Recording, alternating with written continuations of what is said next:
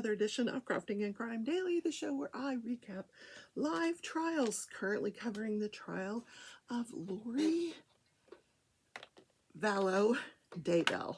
That's just some of her names. She's been married 5 times. So I am working on the diamond painting, Realm of the Cats, by Barrett Biggers. I wish Diamond Art Club would come out with some more of his stuff. I just love his artwork. Or another company. Go find Barrett Biggers and get more of his artwork. So there was a butterfly on the canvas over here. I didn't like the way it was charted. I didn't like the colors. You could barely see it. So I got yellow ABs from diamondpaintingdrills.com. The link is down in the description. I am an affiliate. If you go to that link, look at the site, and you happen to have something fall in your cart, I will make a small commission. So check them out. Yeah, it's a great company. So so I haven't even opened these. I want to add yellow. There's so many yellows in here, I don't know what I want to add. So I have a lot to get to today. Lots of updates. And I listened to oral arguments before the Supreme Court of South Carolina yesterday on the Price case. That's a case I covered on Murdaugh Monday. I'll put the link to that case here if you want to go back and hear all about it. Mr. Price was let out of jail early. He was supposed to serve a 35-year sentence for murder. And in South Carolina, there is a law that says, a state statute that says, if you are sentenced to murder, you have to serve every single day of your sentence. There's no early release program that you're eligible for. However, there was some sort of secret backroom deal between the defense attorney, the solicitor for that particular jurisdiction, and a judge, where they just issued this order under seal to have the guy released. Now, he was released in March. Nobody knows where he's at, but we know that he did get a driver's license on April 7th in South Carolina. So he's in South Carolina somewhere, or maybe not. Now that he knows that this whole thing might get reversed, the whole argument before the Supreme Court was brought by the Attorney General. And here's the question that was posed to the Attorney General, and he would not answer this question. And it was posed to him many, many times, and he just skirted around it every single time. And here's the question.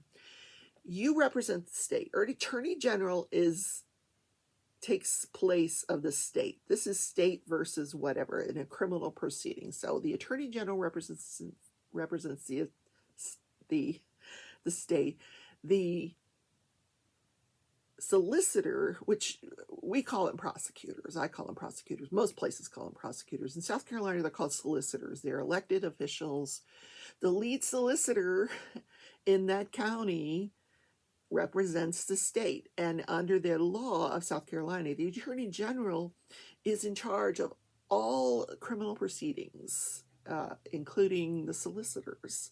Like he has oversight of all of that. So here's the question. You're now asking South Carolina Supreme Court to nullify an order that your office, not your office, but the state, because both of you guys represent the state, that the state condoned. How was that? So the best that they could say was that they had no idea that this had been done. The Attorney General had just found out about it on Monday of last week. Just found out about it. So how is he supposed to govern a solicitor when he doesn't even know this has happened? It was all done in, they have this saying now there's a particular podcast, Mandy, oh gosh, what's her last name? Mandy Matney has a Murdaugh Murders podcast, and one of the things she's always advocating is that things be done in the sunlight in South Carolina. And I was really interested when the Attorney General used the same phrase. He said, "We would like you to nullify the order that released this prisoner, take him back into custody, and then if the defense counsel wants him released for whatever those reasons are, it should all be done in the sunlight." Like, there should be a hearing scheduled, the victims should be notified, the chief judge should sign off on it. There were so many things that were not done with this case. And it does, when you have these arguments before a Supreme Court body of any kind or an appellate body, you never get a decision right away. They just hear arguments. So when the defense counsel got up, this was Todd Rutherford, who's a very, very good attorney. He's been a judge. He's a state lawmaker, and he knows his stuff. He does know his stuff. But he said, listen, it doesn't apply in this case, because in this case, the attorney, not the attorney general, but the solicitor didn't really know how to handle this, because we were asking for the order to be sealed to protect him as a confidential informant. And I'm thinking, confidential informant? What? So he was arguing that because this prisoner gave information about a prisoner that had escaped, that he now qualified as a confidential informant. What he actually did, what this prisoner was, when he found out about it from his cellmate in New Mexico, yes, he's housed in New Mexico, even though he's a South Carolina prisoner, and because he found out about it, he called his lawyer, Todd Rutherford, and Todd Rutherford called the correction facility and said, "Hey, are you missing anybody?" They're like, "No, we're not missing anybody." And he's like, "You sure?" So that's how they found out. So the defense counsel, Todd Rutherford, approached the solicitor and said, can we get an order releasing this guy early because of his good deeds? And there were two other good deeds mentioned. The one was that he had, there was an affidavit in there from a corrections officer that his life has been saved. But the affidavit wasn't signed. There was no correction official to back it up, And then there was another one that said the same thing, a female prisoner that had been attacked, and he saved her life. But the person that did the affidavit heard this from another person. So it was hearsay, and it wasn't backed up. None of this was backed up by anybody in the correction facility. No. There was no notes from the correction facility in this file. Then the order never got filed with the clerk of courts. It wasn't on any docket. There was so many things wrong with this order to allow this dangerous prisoner, king of the blood gang in South Carolina, free. So I think what's going to happen is the Supreme Court is going to order that this, what I hope happens, what would be right to happen, in my opinion, is that the Supreme Court order that the order be nullified and that this guy be taken back into custody. And then if he wants an early release based on these reasons, there should be a hearing where the victims can appear. It was I just love that stuff. I just ate that up. I was listening to Supreme Court for like 2 hours because I just love the way they grill the lawyers. You got the Attorney General for the state of South Carolina, and he's like, hubba-da, hubba-da, hubba-da, hubba-da. Yeah. Because it's very nerve-wracking. I've never done an appellate argument, and probably never will, because it's, yeah. The questions that they fire at you, man, if you don't know your stuff, yeah, good luck. So the other, couple of other updates. Brian Kohlberger, who's in custody for the murders of the Idaho students. Yeah, if you're not familiar with the Idaho student murders, look that up. There were 4 people killed that all were staying in one place. He broke in, he killed them all, allegedly. So the update on that is last week the judge entered a gag order. So, I mean, that's not unexpected. You know, that the police, the attorneys, anybody involved, they're not allowed to talk to media. And, you know, that's becoming the usual thing, a gag order. So the other thing was that the prosecutor did ask for additional help, and 2 more attorneys were assigned to his team to help prosecute this case. Now, the best news, Kim Potter. She's a Minnesota police officer. She was a Minnesota police officer who a couple of years ago shot and killed Dante Wright. He was stopped because he had a expired license plate. And when they approached him, they had figured out when they ran him through the computer that he also had a warrant outstanding. So when they indicated to him that he had a warrant outstanding, he tried to flee. He gets in his car, he's trying to drive off. She pulls her weapon. She thought she was pulling her taser, but she pulled her weapon and she shoots him. And basically she just, if you remember the footage from that, the body cam footage, she was freaking out. She's like, I'm going to jail. She did go to jail. She was sentenced to 2 years in prison. So in that state, when you're sentenced to prison, you only serve 2/3 of your sentence. There's no gain time or good behavior time. They just tell you, okay, you're going to serve 2/3 of that sentence in prison. The rest you're serving with supervision. So she served 16 months of her 2 years, and then the remainder she will be on supervision. However, she was applied and granted permission to serve that supervised time in another state where the rest of her family has moved, understandably so. So she'll be, I think, in Wisconsin serving her parole. Interesting developments, yes. So the day yesterday started out in the Lori Vallow Daybell trial. I'm going to need some coffee before I go into this one, because this is going to be a rough one, guys. Yeah. So I actually have a reporter who was in the courtroom, and I think reading his notes probably will give you a better flavor than me, you know, me taking notes from notes. Notes from notes from notes. You're getting it third hand. So on the stand was FBI agent Steve Daniels, and he was describing the burial site for JJ. And the thing that struck me was that he said this was very well thought out, very precise manner of burying this child. So he described a raised berm, which is just, you know, a little hill, not huge, just, you know, larger than the rest of the grass. So he described a raised berm at the burial site with shorter grass on top compared to the longer grass in the surrounding area.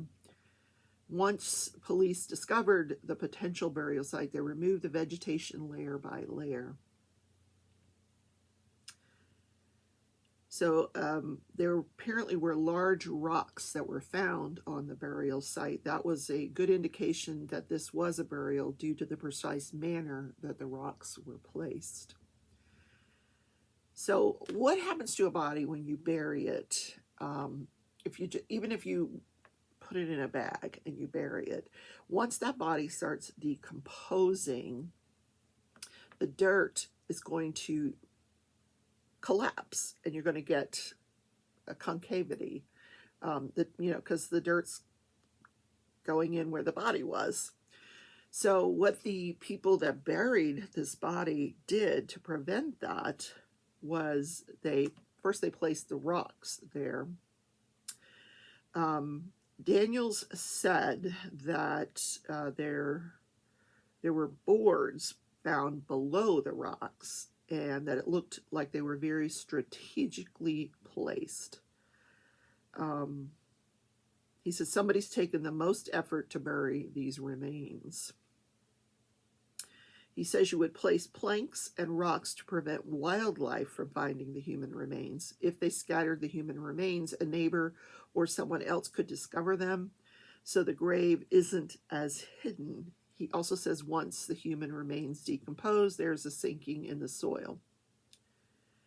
So he says if there's a berm to it, that berm would level out over time. So somebody did their research on how to bury JJ's body without it being detected. But unfortunately, it was detected. So Daniel said they used multiple tools to excavate the body, including shovels, rakes, metal trowels, wooden tools for flesh or organic materials, clay molding tools, tongue depressors for skeletal remains, and more. They must have had a huge team out there. My gosh.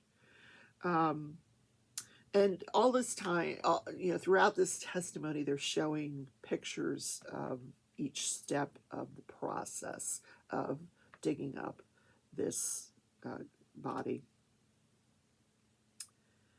So he said, once we found JJ's remains, we knew Tylee was around there somewhere. So let's see, what else did he say?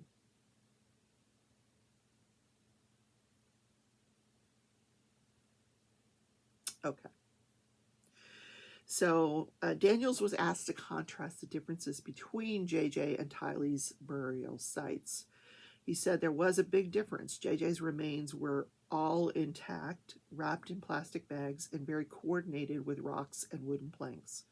Tylee's burial site was just a mass of organic material that fell apart when the team went to uncover it. Such a big contrast for us as a team, going from JJ's, how precise everything was placed, versus Tylee's melted, charred mass, how that was placed in that burial. And at that point, he didn't go into any more detail about. We had already heard from an officer early on about the uncovering of Tylee's body, and it was gruesome, yeah, to say the least. So then the medical examiner takes the stand. His name is, I'm finding the last name. Where's the first name? Garth Warren. Garth Warren takes the stand. So he goes through his credentials, which you always do with an expert. You have to prove that they know what they're doing. And he actually performs between 200 and 250 autopsies per year. So he's pretty proficient at his job. So he describes, and again, there were pictures. So here's what happened with the pictures. Rob Wood with the prosecution asked that these pictures be admitted into evidence and published to the jury. So the defense objected, saying that the value of the pictures was more prejudicial than probative, which is a 403 objection. And 403 is a section in the evidence code. When something is just like, someone is going to look at those pictures and go, guilty, no matter, I mean, they're just very prejudicial.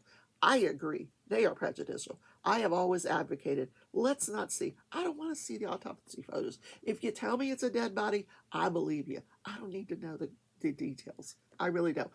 You can tell me the details, but I want to see pictures. I really don't want to see the pictures. But they always do it. The state argued that these were relevant. The jury needs to see them to understand the gravity of and how they died. And so the judge agreed, no, they need to see these.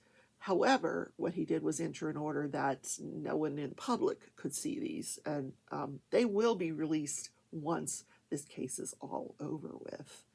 But I do not want to see them. I hope nobody ever shows them, out of respect for the victims, the family members that are still out there. I mean, so horrendous. They did say that one juror was crying. She didn't want to look at the photos. She kept looking up, looking down. You know, I don't blame her. I don't blame her one bit. I don't want to see it. No. And all of this is like, before lunch. No, I don't want to see it. So I'm going to go into a little detail, not a lot, but he talks first about the autopsy. A medical examiner's job is to determine the cause of death and the manner of death. And how he does it is through, usually there's an investigator that goes out and gathers information about the case. These were children that were missing for months and months, and so he'll get all of that information about what's going on in the case, about the child, and then he will examine the body from head to toe. And if they have to open up part of the body to determine if anything internally was wrong, then they have to. Sometimes they open up the skull. You know, it's I've actually been to several autopsies, and it's quite the experience. I will tell you that. Quite the experience. Not anything I'd ever want to do again. No, I think I've seen 2 or 3. Yeah. And then I've been to the medical examiner's office to pick up specimens and things like that, where they'll go out and, hey, you want to watch me cut the slides from the spine? I'm like, no, I don't, you know, and then I did. And then I would go back and watch. Yeah, I know, I'm crazy. So, yeah, so the cause of death is what immediately kills the person. What caused this person to die? Like, was it a heart attack? Did somebody strangle them? Did they get shot with a gun? That kind of thing. Then the manner of death is, was this a natural death? Such as a heart attack can be a natural death. Was it homicide? Was it suicide? Or is it undetermined? Okay.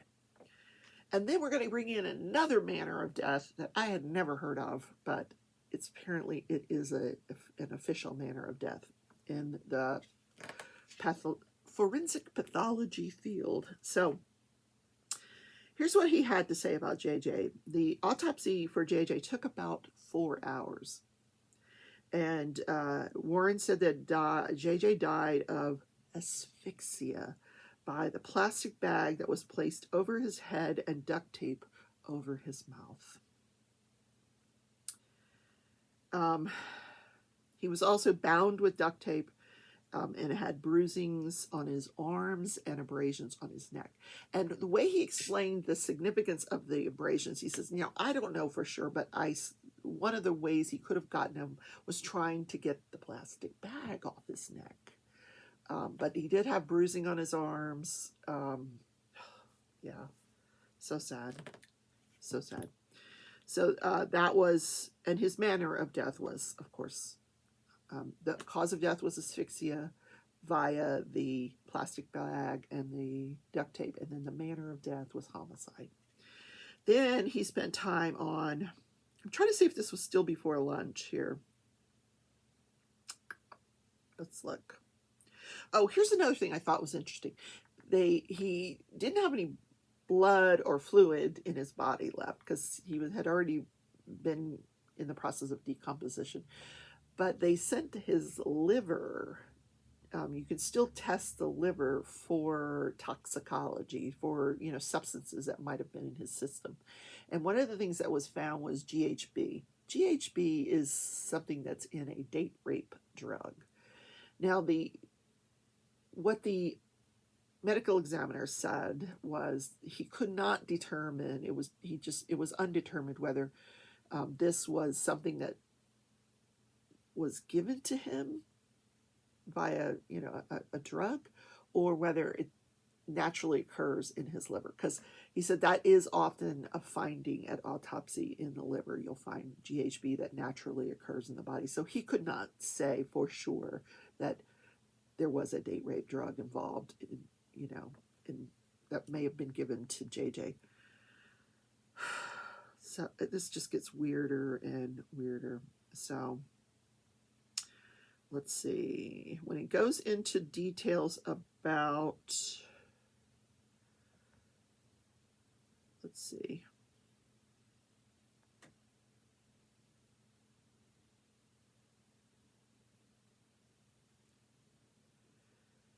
Okay, So what they did in the courtroom, and it took them a few hours between after they finished JJ's testimony to argue about these photos of Tylee. So finally, the judge said, they would not be available to the public, nor the people in the pews at the trial or watching remotely, like from the media room. And they actually have this trial being simulcast in the original county where this occurred. People can go and watch this in the courtroom there. So apparently they were having some issues, technical issues with that, but he said none of those people remotely could see the photos and the people in the courtroom. So everybody the prosecutor had to turn their monitor around. The defense is okay based on where they're positioned. The audience would not see it. But based on where the prosecution is, their table's like right in front of the pews. That monitor would have been visible to everyone in the courtroom. So he had to actually turn his monitor around. So that took some time before they got all that sorted out. Okay, so they're showing all the pictures of JJ. He apparently was wearing red pajama pants and red pajama bottoms. Oh, so sad. What else? Oh, black socks.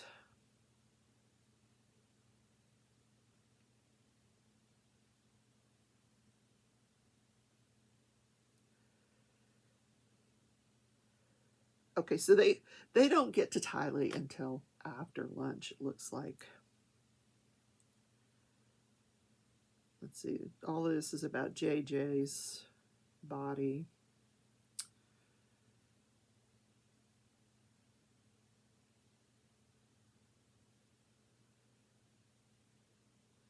Okay. No, actually, they got to it before lunch. Oh, God.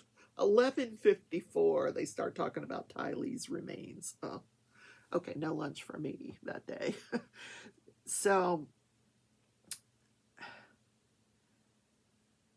Warren says this autopsy was different. The vast majority of the time when I perform an autopsy, I get an entire body, and there's a process that we go through.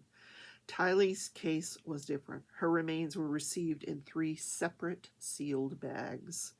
2 of the bags were large body bags, and the third was a large brown paper bag that was sealed. Within that, contacted 5 other paper bags within it. So I essentially received Tylee's remains in multiple different bags. Now, earlier he testified that it took him 4 hours to do JJ's autopsy.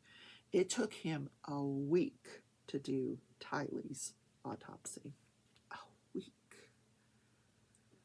He even x-rayed.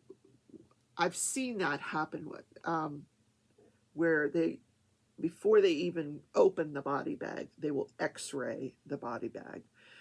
Because if there's bones and stuff in there, they want to memorialize the condition of the bones, see if there's any fractures, things like that, signs of trauma.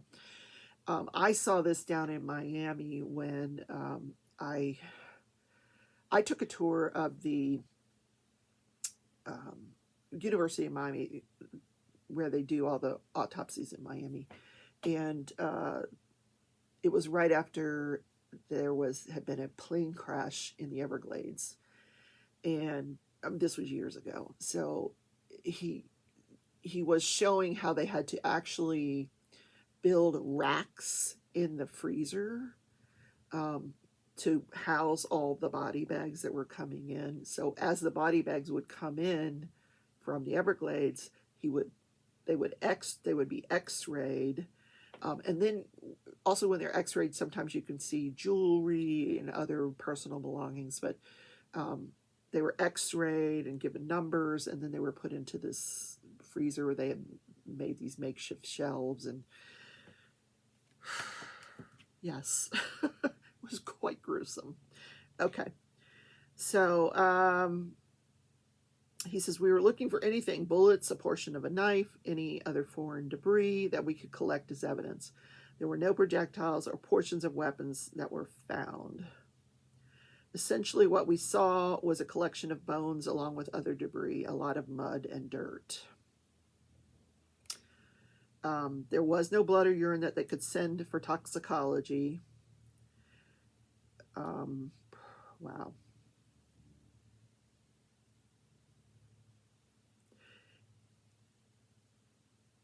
He said he cut into the skeletal muscle and got the best tissue he could, sent that for toxicology, and it came back positive for ibuprofen. Yeah. Oh, this poor child. Her heart was, he was able to find her heart, which was still connected to her right and left lung. He found one kidney, some small segments of bowel, a portion of the liver, small fragments of the brain. Okay, I'm going to stop there because I don't need to tell you any of this. Let's get to what he determined. The cause of death, he said, was by homicide, but I just couldn't pinpoint exactly what that was.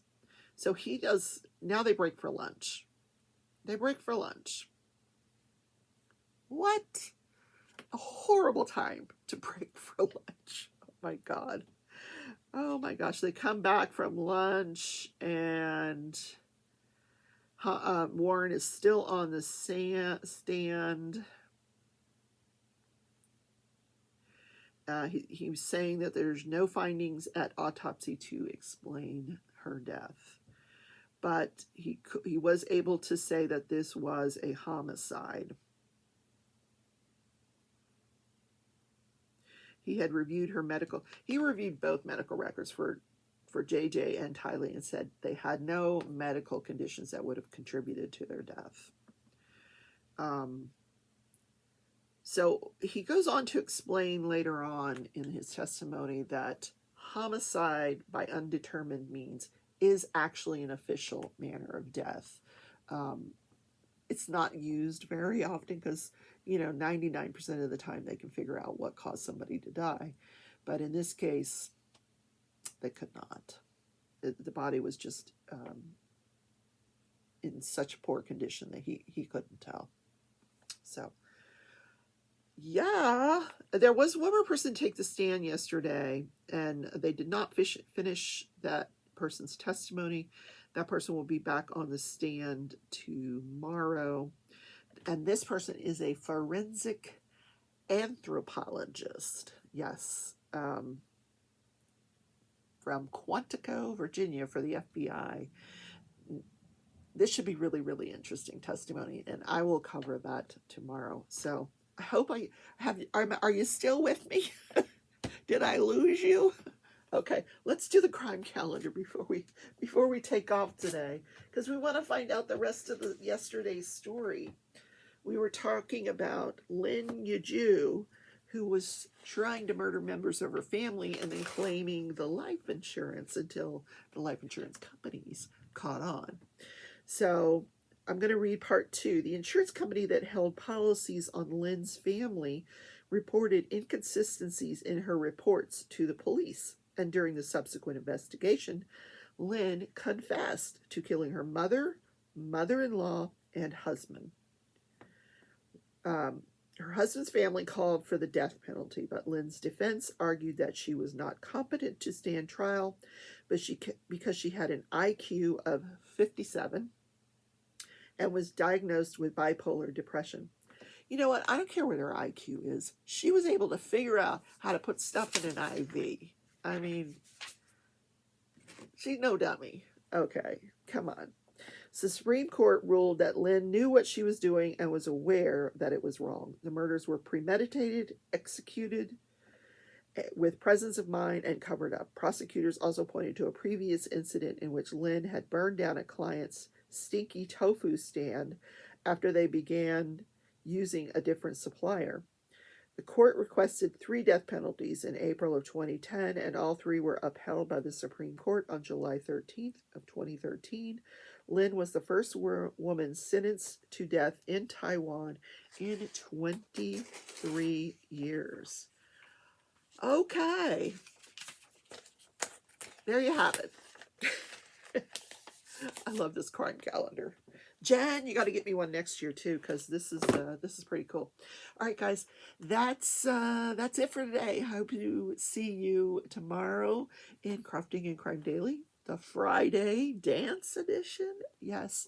Also, don't forget that my channel works by your support to the channel. Don't forget to donate if you're enjoying the content, or consider becoming a member. You can make a one-time donation by the super chat that's down below, or you can just consider becoming a Patreon or a member. Then your consistent support over time goes to help to support the content of the channel, so that I can bring these interesting cases to you day after day, day after day, time after time. Okay, bye everybody. Take care.